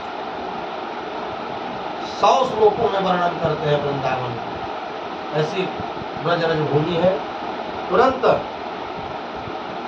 शाम का वक्त था, गोदोहन की बेला थी और दोनों भैया भैया मिलाकर जो है गौ दोहन करने के लिए जा रहे थे। कन्हैया के श्याम वर्ण पर पीताम्बर लहरा रहा था और दाऊ जी पर गौर वर्ण का नीलांबर। ददर्श कृष्णम रामम च ब्रजे गोदोहनम गतो। तुरंत दर्शन करके अक्रूर जी महाराज दौड़ पड़े और प्रभु के पाद पद्मों में जाकर लिपट गए। प्रेम से बोलिए कृष्ण बलराम की जय। दिव्य छटा का दर्शन करते हुए ऐसा प्रेम उमड़ा, छुड़ाने पर भी नहीं छोड़ रहे हैं, बार बार उठाते हैं प्रभु प्रभु नहीं तो विधिवत पादऊ। क्या करते हैं अक्रूर जी महाराज पाद पर अर्थात लिपट जाते हैं और अक्रूर जी महाराज के इस प्रेम को देखकर दोनों भैया गदगद हो जाते हैं। दोनों भैया हाथ पकड़कर प्रमुदित होकर के चलो चलो चाचा जी आ गए हैं। तुरंत जो है अपने दिव्य महल में लेकर गए और नंद बाबा जैसे ही अक्रूर जी महाराज को देखा तुरंत दौड़ करके सप्रेम भेंट किया और प्रक्षाल्य दिव्य आसन पर बैठा करके उनकी से खूब सेवा की और निवेद्य गान चाक भय गौ माता का दर्शन कराया। प्राचीन काल की परंपरा थी, पूर्व में ये परंपरा थी कि हमारे यहाँ जो भी आता था तो पहले हम क्या करते थे, उसको गौ माता का दर्शन करते। अब तो आते हैं और तुरंत आइटम लाओ और फिर खिलाओ फिर भिजवाओ। जैसे हमने नर से दर्शन कराया तो वैसे गौ दर्शन जैसे तो किम नु तह कुशलम पक्षे एधमाने कुलाम। तुरंत जो है प्रातः काल नंद बाबा रात्रि विश्राम कराया गुरु जी महाराज को। प्रातः काल बैलगाड़ियों के साथ जो है वृद्ध ग्वाल बाल रात्रि में निवेदन किया अक्रूर जी महाराज ने कि कंस ने हमें भेजा है और बड़े ही बहुत ही बड़े मेले का आयोजन किया है, तो वहाँ जो है आप लोगों को भी निमंत्रण कार्ड भिजवाया है हमारे माध्यम से, तो आप लोग भी चलिए। और प्रभु तो सब जानते ही हैं। मंत्रणा हो गई कि सुबह जो है वृंदावन की मथुरा की तरफ चलना है और शाम मयामास सप्रेमयी राजास्य इति दौत्यकैः। सबरे ग्वाल बाल भगवान के साथ जो है वृंदावन भूमि के लिए मथुरा भूमि के लिए पधारे। ये वृंदावन का नाम अधरों पर विराजमान है, इतनी महिमा है। अरे वृंदावन धाम अपार रटे जा राधे राधे। वृंदावन धाम अपार रटे जा राधे राधे। वृंदावन धाम अपार रटे जा राधे राधे। श्री वृंदावन धाम अपार रटे जा राधे राधे। रटे जा राधे राधे भजे जा राधे राधे। रटे जा राधे राधे भजे जा राधे राधे। रटे जा राधे राधे भजे जा राधे राधे। रटे जा राधे राधे भजे जा राधे राधे। राधे सब वेदन को सार रटे जा राधे राधे। राधे सब वेदन के सार रटे जा राधे राधे। राधे सब वेदन का सार रटे जा राधे राधे। राधे सब वेदन का सार रटे जा राधे राधे। वृंदावन धाम अपार रटे जा राधे राधे। वृंदावन धाम अपार रटे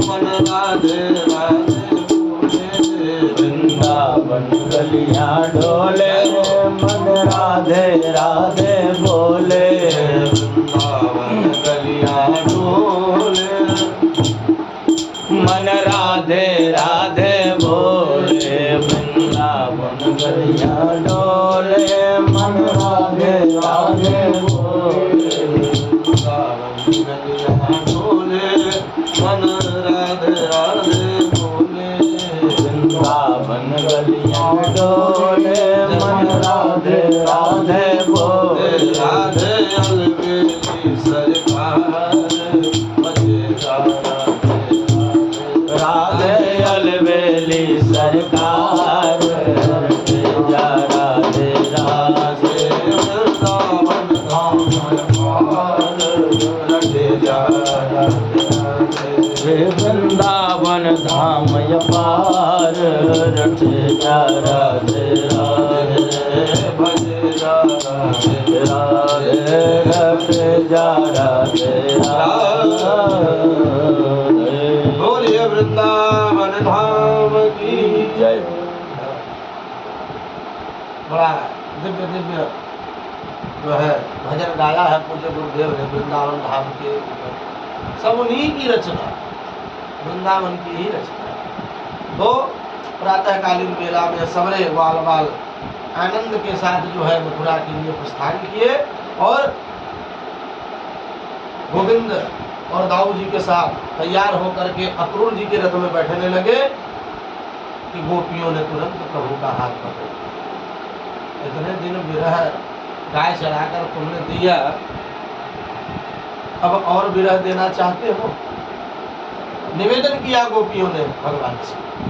प्रभु ने समझाया गोपियों को, अरे देवियों, हम तो तुम्हारे हृदय में, जब याद कर लो तब हम आपको दर्शन देंगे। बस 2 दिन की बात है, याद है?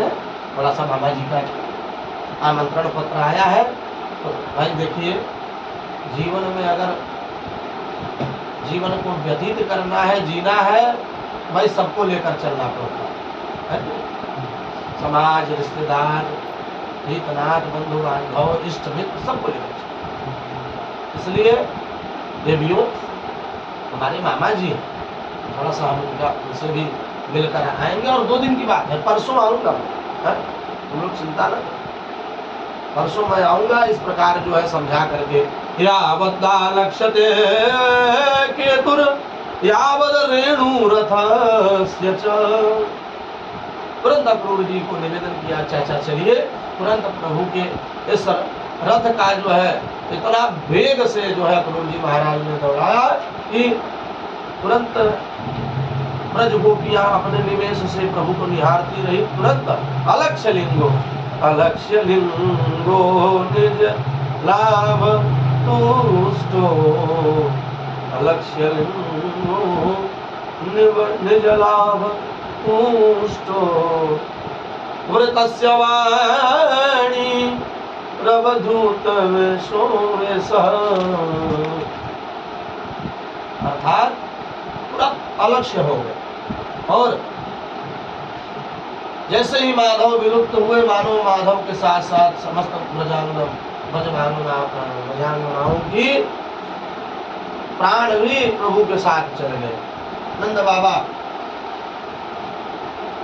और सारी मंडली पहुंची, प्रभु भी उधर पधारे। और नतोस्म्यहं पाखिल हेतु हेतु नारायणं पुरुषवाद्यम व्यव्ययम् यन्नाभिजाता दरविंद कोशा ब्रह्मा विराशिद यतेश लोकः। अक्रूर जी महाराज रास्ते में अपने यमुना के समीप जो है अपने दिव्य भवन को प्रभु से परिचय कराया कि यही आपका घर है, तो चलिए थोड़ा सेवा यहाँ भी हो जाए। तुरंत प्रभु ने निवेदन किया, मामा चाचा जी, पहले जिस कार्य के निमित्त आप हमें ले चल रहे हैं, पहले उस सेवा को पूर्ण हो जाने चाहिए। ये तो मेरा घर ही है, यहीं पे हम पूजे रहे। समझा बुझा करके अक्रूर जी महाराज पहुंचे और जैसे ही पहुंचे तुरंत प्रभु वहाँ इस दिव्य नगरी मथुरा में विराजमान हुए। नंद बाबा वहाँ पहले से विराजमान थे, पहुंचे थे मंडली के साथ। कहा, अरे कन्हैया बड़ी देर लगाई दी तेने आए में, हैं? हम अपनी बैलगाड़ियन ते कहाँ से कहाँ आ गए। भगवान बोले, बाबा हम लोग तो नेको देर ना करी, पर चाचा जी ने यमुना जी में नहाने में घंटा भर लगाई, इसलिए देर हो गई। तो नंद बाबा ने कहा, ठीक है लाला, अब यहाँ आ गया है तो आराम कर, कल मेले में प्रवेश करेंगे, मथुरा चलेंगे कल मेला देखेंगे। तुरंत जो है भगवान बोले, बाबा सायंकालीन एक प्रहर बचा हुआ था। प्रभु ने कहा, पिता बाबा अभी तो एक प्रहर विराजमान है, तो कुछ थोड़ा सा मथुरा की गलियों में विचरण कर लिया जाए। तो नंद बाबा ने कहा कि उसको अकेला छोड़ दो, कहीं तो इधर उधर जाकर के किसी से झगड़ा कर लाइनों में, तब इसलिए बलराम भगवान शंकर जी को आदेश दिया, तो बेटा साथ में तू जा, तू रहने को तो कोई समस्या ना आया। इसलिए प्रभु ने पिताजी से निवेदन किया, पिताजी निश्चिंत रहिए, काऊ से झगड़ा ना कर, मेरा ये आपसे संकट में किसी से झगड़ा नहीं। हाँ, तुरंत जो है नंद बाबा ने आदेश किया और बलराम जी के साथ दोनों जो है नगर का भ्रमण करने के लिए सायंकालीन बेला में निकले। और अब भगवान कृष्ण छोटे हैं और दाऊ भैया बड़े हैं, अर्थात दाऊ भैया को भार सौंपा गया है, इसलिए अब वो जो है सो बाबा की आज्ञा लेकर दोनों चल पड़े। और जैसे ही मथुरा के दिव्य नगर में प्रभु ने प्रवेश किया, पूरी मथुरा पुरी में जो है हल्ला मच गया, आए गयो पूतना को मारवे बारो, आए गयो, कोई कहे भैया है तो साथ को उसको ब्रजमंडल अपनी कहानी अंगुलिया पे उठाई लो है, कोई कहता कहानी अंगुलिया नहीं तो इसने अपने नाखून पर ब्रज जो है गिरिराज को उठाए लियो है, जो जहाँ सुनता वहीं से भागता। धाये धाम काम सब त्यागी, धाये धाम काम सब त्यागी, धाये धाम काम सब त्यागी, धाये धाम काम सब त्यागी, मनहु रंग विधि लूटन लागी, मनहु रंग विधि लूटन लागी, धाये धाम काम सब त्यागी, धाये धाम काम सब त्यागी। तुरंत जो जहाँ था ऐसी परिचर्चा सुना, तुरंत दौड़ते दौड़ते सब लोग सखी चलो, वो देखो आ गया, जिसका नाम इतने समयों से सुनते चले आ रहे वो स्वयं आ गया है। अरे जो देवियां लाज मर्यादा में रहती थी कि घर की देहरी से बाहर नहीं निकलती, वह भी भगवान के दर्शन करने के लिए जो है पूछिए मजबरवासी देख देख कर बोले, कन्हैया यहाँ तो तेरा बड़ा नाम है रे, पहले कभी आया था क्या यहाँ? अपने अपने शब्दों में जो है तेरी बड़ी जय जयकार है रही यहाँ पे। तुरंत जो है कछु रिश्तेदारी मालूम चले का? तुरंत भगवान ने बोला कि तुम लोगों को नहीं मालूम का यहाँ मेरा क्या है, यहाँ क्या है? तुरंत भगवान ने हंस कर बोला, अरे यहाँ के जो राजा हैं वो मेरे मामा लगे, जिनका नाम है कंस, ये मेरे खास मामा जी है। तो मामा जी को भांजो घर में पहली बार आयो है तो क्यों नहीं सब देखेंगे, इसलिए सब दर्शन करते हैं।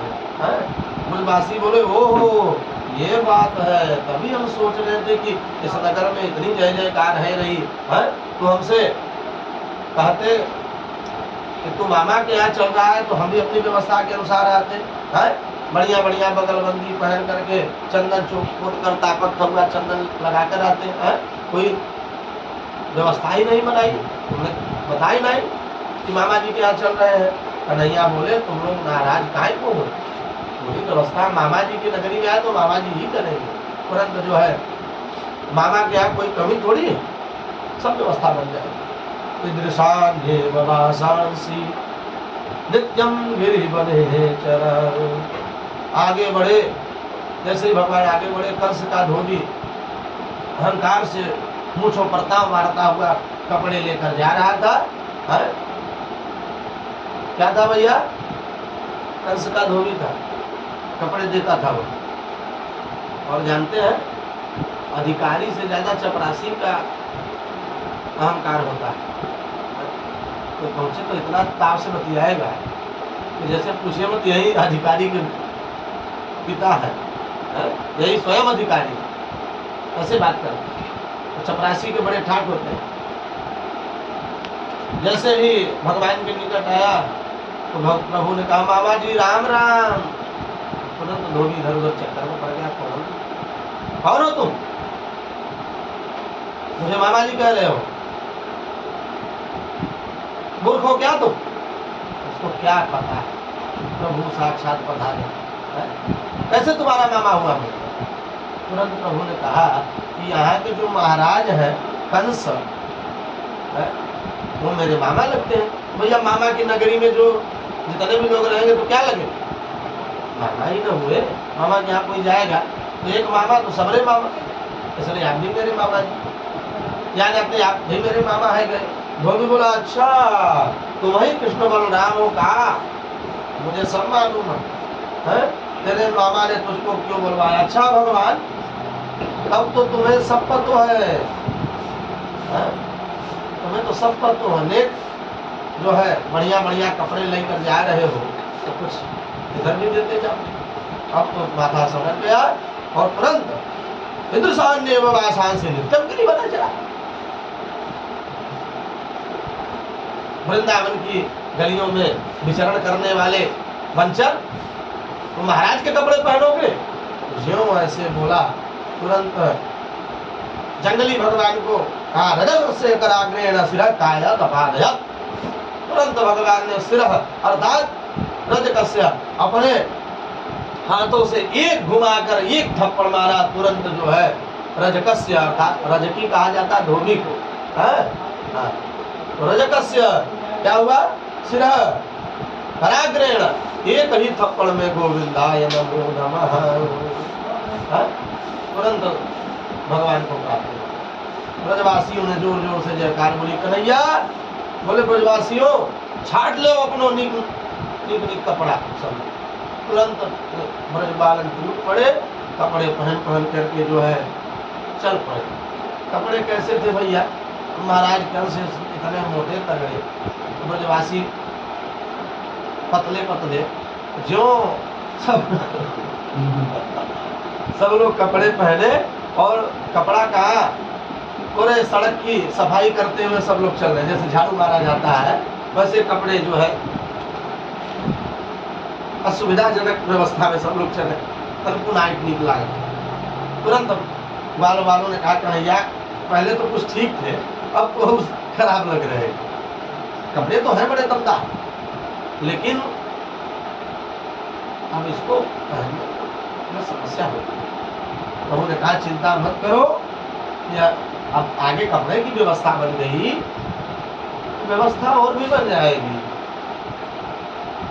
तो ठीक है लाला, ये कपड़े हम लोगों के बड़े सुंदर है, लेकिन इसकी व्यवस्था बना। तुरंत जो है कंस की नगरी में एक बड़ा सुंदर जो है दर्जी रहता था।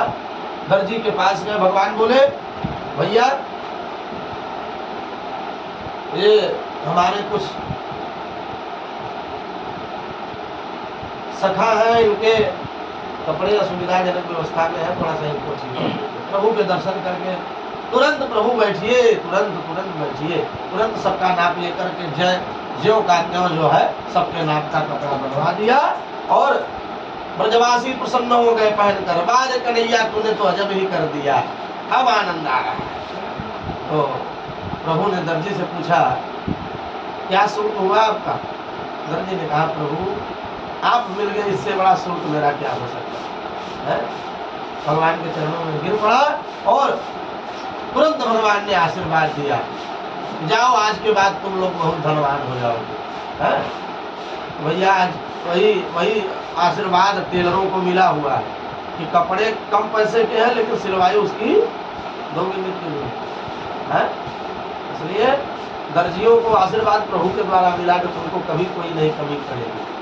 इसलिए कपड़े सस्ते और सिलवाई महंगी। फिर आगे बढ़े, अब बताओ अब क्या कमी रह गई? अब सवरे ग्वाल बाल भैया अब तो कौनो कसर ना आए, आनंद आए गयो। नेक कसर अभी है, एक बोला नेक कसर तो है। ब्रजवासियन के गले में जब तक बढ़िया राजा महाराजा, भाई कंस महाराज से मिलने जा रहे हैं तो राजा महाराजाओं की तरह बढ़िया बढ़िया माला भी हो जाता तो बड़ा दिन हो जाता। तुरंत जो है तदह सुदाम हो भवनम माला का रस्य जगन्नाथ, मथुरा एक सुदामा नाम का माली रहता था जो माधव का अनन्य भक्त था। भगवान उसके घर पहुंच गए। कितनों लोगों ने भगवान को बुलाने का प्रयास किया परंतु भगवान नहीं पहुंचे। आज सुदामा के घर, माली के घर पहुंच गए और बिना बुलाए ही पहुंच गए। जो प्रभु का अनन्य भक्त था, प्रभु का दर्शन करते ही चरणों में व्यतिपात किया और भगवान ने उसे परम विशुद्धि पराभक्ति का वरदान दिया। और उन्होंने कहा, सुदामा माली ने कहा प्रभु पधारे आप तो हमारा सौभाग्य, कहिए क्या सेवा करें? ब्रजवासियन को बढ़िया बढ़िया नेक बड़ा माला पहनाए दो और तुम्हारे पास ऐसी व्यवस्था इसलिए हम तुम्हारे पास आए। तो वह माली बड़ा प्रसन्न हुआ, हमारे अहो भाग्य प्रभु की सेवा करने का। तुरंत जो है सुंदर सुंदर मालाओं से परिवेष्टित कर दिया। गोपगणों को तुरंत गोपगण प्रसन्न हो गए। वाले कन्हैया तेरे मामा के देश में तो बड़ी अच्छी व्यवस्था है, सब मनोकामनाएं पूर्ण हो जाए। अब बताओ, प्रभु ने पूछा अब बताओ कोई असुविधा या कोई समस्या? ब्रजवासी बोले अब सब तो हो गया, थोड़ा थापक था हुआ चंदन पोतले माथ भर के बड़ा दुख हो जाए। एक न एक तृष्णाएं लगी हुई है वहां पर भी और यहाँ पर भी, इसलिए तृष्णा समाप्त होने वाली नहीं। तुरंत प्रभु ने कहा कि ठीक है इसकी भी व्यवस्था कराते हैं भैया। तुरंत भगवान आगे बढ़े और एक कंस की दासी कुबड़ी थी, वह जो है धीरे धीरे धीरे धीरे जा रही थी मार्ग से। तुरंत प्रभु ने उस कुबड़ी को देखा और कहा कि अरे सुंदरी सुनती हो? और जैसे ही वह स्त्री ने ऐसे मधुर वचनों को सुना, तो ये क्या आश्चर्य है, आज तक तो मुझे किसी ने सुंदरी नहीं कहा है? ऐसे महापुरुष हैं जो हमको इस शब्दों से जो है बुला रहे हैं, इसका उद्बोधन करना है। तुरंत संबोधन सुनते ही पीछे मुड़ी और माधव की छटा ज्यों देखी निहारती रह गई। दास्यास्म्यहं सुंदरम कंस सम्मता त्रिवक्त्रनामायनुलेप कर्मणि मदभावितं भोजपते रतिप्रियं विनायुमां कोऽन्यतमस्तदर्हति विनायुमां कोऽन्यतमस्तदर्हति। देवी का परिचय पूछा तो प्रसन्नता पूर्वक उस कुबड़ी ने परिचय दिया। दास्यास्म्यहं सुंदरम कंस सम्मतां। महाराज मैं कंस की दासी हूँ और क्या त्रिविक्र नाम, मेरा नाम सौरंध्री है और मेरे हाथ से घिसा हुआ चंदन ही यहाँ के राजा जो महाराज कहे जाते हैं कंस, उनको बहुत पसंद आता है। इसलिए मैं इसी का लेप करने प्रतिदिन कंस के यहाँ जाती हूँ। तो मदभावितं भोजपते पूजा बोली सरकार आपके दर्शन हो गए, बहुत सौभाग्य हो, कहिए क्या सेवा करें? भगवान ने कहा आप क्या सेवा कर सकती हैं?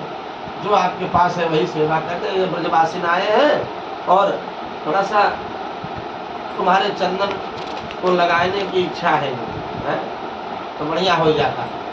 और जैसे ही कुब्जा ने ऐसे शब्दों को सुना, तुरंत भर भर माथा जो है हाथ से सभी ब्रजवासी के जो है मस्तक पर पोत दिया और लगा दिया, और धीरे धीरे सबरे चंदन खत्म हो गए। अब प्रभु ने पूछा कि आपने तो सब चंदन यही लगा दिया है, तो अब महाराज को क्या लगा लो? अरे महाराज के महाराज आ गए, तो इससे बड़ा सौभाग्य क्या हो सकता है। तुरंत सौरंध्री प्रसन्न हुई और प्रभु ने कहा मांगो, क्या मांगना चाहती हो। तुरंत सौरंध्री के मन के विचार को प्रभु जान गए और तुरंत भगवान ने कुब्जा को कहना भी नहीं पड़ा, तुरंत भगवान कुब्जा के पास आए और पैर के अंगूठे को अपने श्री चरण के अंगूठे से दबाकर, बाकी जो है एक ठोड़ी होती है, जो ये शब्द है वो वृंदावन मथुरा, बाकी जो ठोड़ी थी उस पे हाथ लगा दिए। जाओ दाऊ जी मुंह फेर कर बोले कन्हैया ध्यान रखियो, ये आपनो ब्रजमंडल ना है, जिसको चाहे जिसको पकड़ लिया, जिसके साथ चाहे रास रच लिया है, ये आपनो ब्रजमंडल ना है, थोड़ा समझ के। तो भगवान हंसकर बोले भैया चिंता मत करियो, मोको पूरा ध्यान है। ग्वाल सब हंसकर बोले कन्हैया कचुआ जाए तेरी जोड़ी तो बन गई, त्रिभंग और ये त्रिभंगा।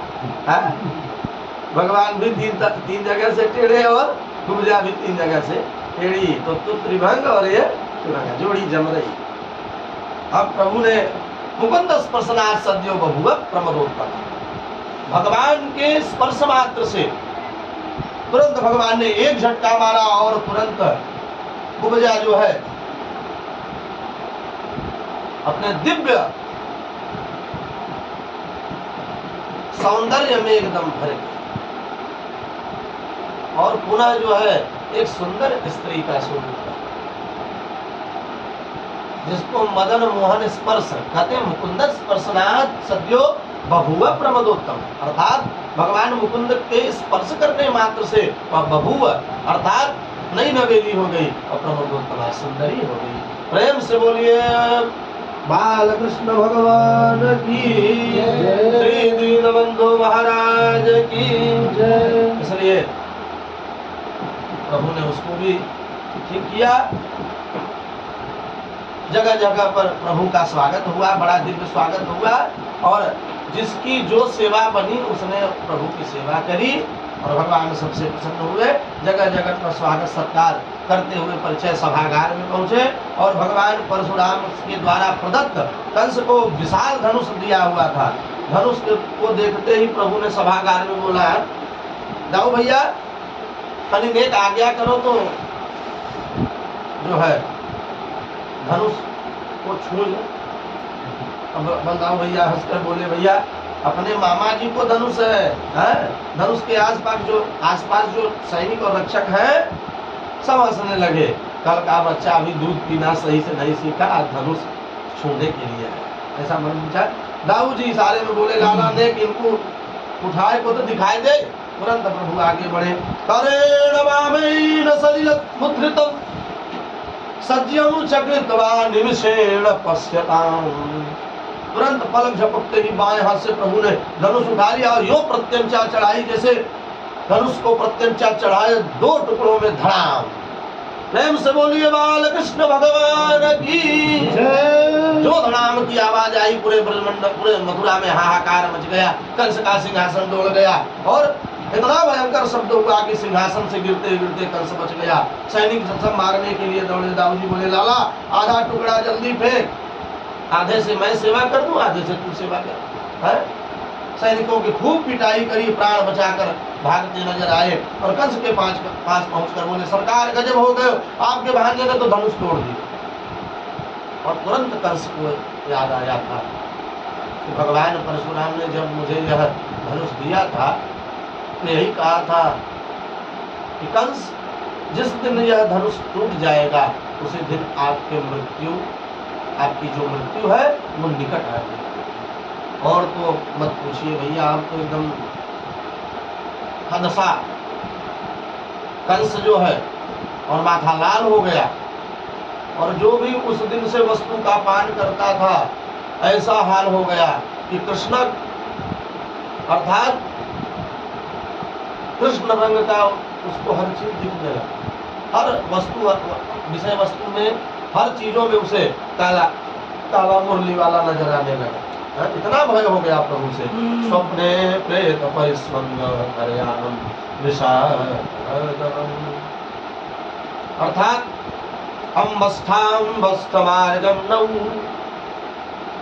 देहय पक्रममाचिरम नोचेत सकुंजरम वाद्य नयामि यमसादनम नयामि यमसादनम। जैसे तैसे सवेरा हुआ, नंद बाबा बोले चलो, नंद बाबा बोले लाला चल, प्रभु बोले बाबा आप चलो हम बाद में आएंगे, आप पहले मेला घूमो हम बाद में आएंगे। तुरंत नंद बाबा आगे चलकर सभागार में पहुंचे, अपने उपयुक्त स्थान पर बैठ गए। नंद बाबा जितने ग्वाल बाल थे सब बैठ गए, और भगवान बोले बाद में दाऊ भैया के साथ गोविंद चले। जैसे जैसे तैसे सभागार में पहुंचे, दरवाजे पर कुबल या पीठ नामक एक विशाल हाथी रहता था, जिसमें 10,000 हाथियों का अकेले अकेले बल था। दरवाजे पर खड़ा है, भगवान बोले अरे महावत हाथी हटाओ हम भीतर जाएंगे। है सुनता है कि नहीं, हाथी क्यों नहीं हटाता, उसने हटाया नहीं। तो इतने पर भी नहीं सुना तो भगवान ने डांटा, है ज्यादा गड़बड़ करेगा तो एक मुष्टिका में तुझे भी तेरे हाथी के साथ यमसादनम कहाँ पहुंचा दूंगा, यमलोक पहुंचा दूंगा। इसलिए अम्बस्थमार्गम नौ, मुझे मार्ग दो। यमसादनम कहा भगवान ने। यमः नियमः बाध्यते यमः साध्यते स यमसादनम, अर्थात उसमें अंकुश मारकर भगवान महाभावत कुपित हो गया। अंकुश मारकर भगवान की तरफ दौड़ा। भगवान ने लंबे चौड़े दांत पकड़कर जोर का झटका मारा कि तुरंत हाथी पूरा वेदांती हो गया। दाऊ जी बोले लाला एक दांत मुंह दे, तो एक दांत दाऊ जी को उछाल दिया। दोनों भाइयों ने वाह के दांत से वाह की ऐसी पीठ पूजा की कि तुरंत जो है महावत गोविंदाय नमो नमः।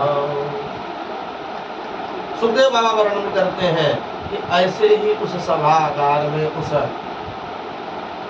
स्थान में जो जिस भावना से प्रभु का, जो जैसा प्रभु की प्रति भावना रखता था, वो उसी भावना से प्रभु को देख रहा है। मल्लानाम असमिरणाम नरवरस्त्रीणाम स्मरो मूर्तिमान् गोपानां स्वजनो सतां क्षितिभुजां शास्ता स्वप्नेत्रो शिशु मृत्युर्भोजपतिर्विराट विदुषां तत्त्वं परम योगिनां वृष्टि वृष्णीनां परवेदवेदितो रंगं गता साग्रजः वृष्णीनां परदेवतेति विदितो रंगं गतः साग्रजः। श्रुतियां प्रभु का संबोधन करती है। भगवान कैसे भैया, रसो वैसा, जो परमात्मा रस स्वरूप है। अतः सारे रस आज एक साथ प्रकट हो रहे हैं।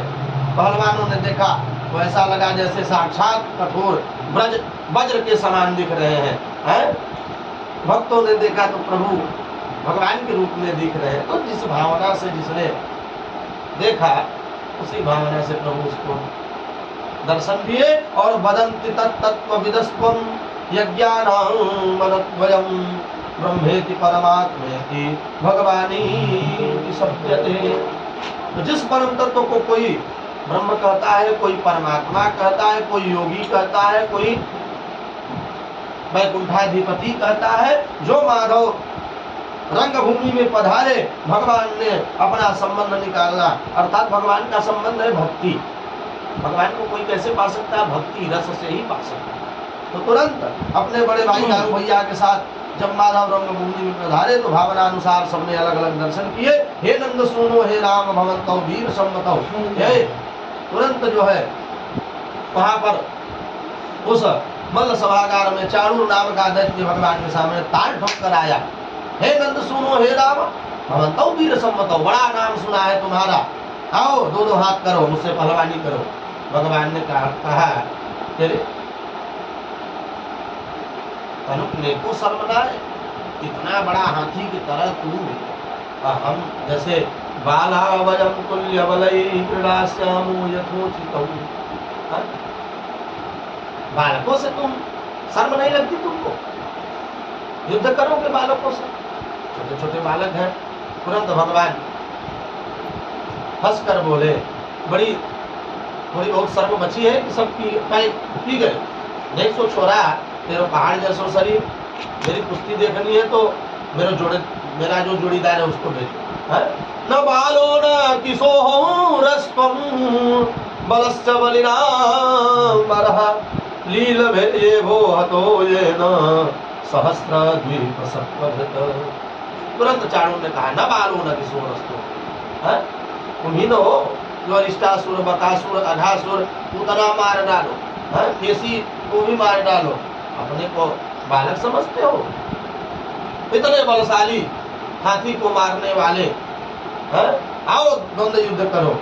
हस्ताभ्याम हस्तयोर्बध्वाम पदभ्यामेव च पादयोः विचकर्ष तुरन्योन्यं प्रसह्य विजिगीषया अरतनीपे अरण्यभ्यां जानुभ्यां चैव जानुनी शिरः श्रीष्णोरसोरस्वा बन्ध्योन्यमविजघ्नतुः। अर्थात बलेन सह मुष्टिका।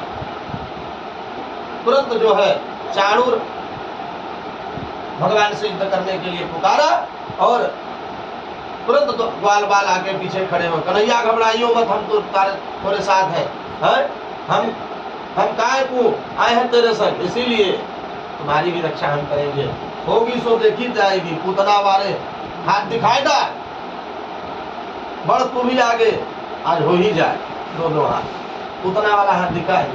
तुरंत भगवान बोले, अच्छा तुम सबन की इच्छा है तो जरूर अवश्य आजा भैया। वैसे हमारे बाबा ने मना कर रखी है, पर तेरी कछु ज्यादा ही श्रद्धा दिख रही है द्वंद्व युद्ध के लिए, तो इसलिए यहाँ स्वागत है, तो चल हम मना नहीं करेंगे। कन्हैया अखाड़े में कूद पड़े। चाणूर बोला, अरे बलराम को पुकारता है, तुम्हारी भी इच्छा हो तो मेरे भैया मुष्टिकासुर के साथ दोनों हाथ कर तुम भी आ जाओ। बले न सह मुष्टिका, दाऊ भैया भी मुष्टिकासुर के साथ भिड़ गए और भयंकर मल्ल युद्ध अखाड़े में छिड़ गया। हस्ताभ्याम हस्तयोर बध्वाम, इतना विशाल युद्ध हुआ। बधी किशोरों तप्त यौन, अर्थात जिनका यौवन नहीं आया है, मल्ल युद्ध चल रहा है, जो देवियां बैठी थी सब दुखी हो गई, अरे राम राम घोर अनर्थ है।